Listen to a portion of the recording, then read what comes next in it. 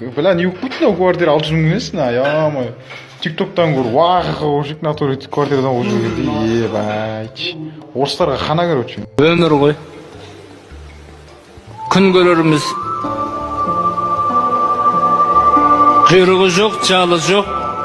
Осымен үшінші квартирамыз шығарып жіберіп жатыр бір айдың ішінде. Уже үйреніп қалдық. Мобилизация тема. Астанада бізде де бар квартира, арендаға беріп отырғанды.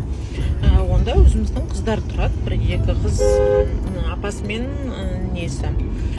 Бірақ біз оларға вообще квартпланы көтереміз или квартплатаны не болмаса сендер шығындар деп ешқашан айтқан да жоқпыз,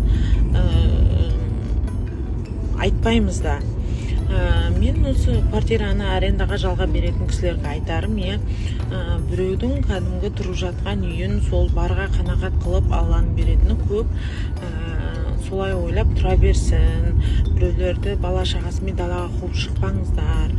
Олай істеу жаңағы адамдық болсын, моральдық болсын, бәріне қайшы келеді. Сол орыстарды қаптатып алған тентебеніңіз кім не болады соншама? Өзіміздің қазақтарды қуып шығып, сол квартираны басқа біреулерге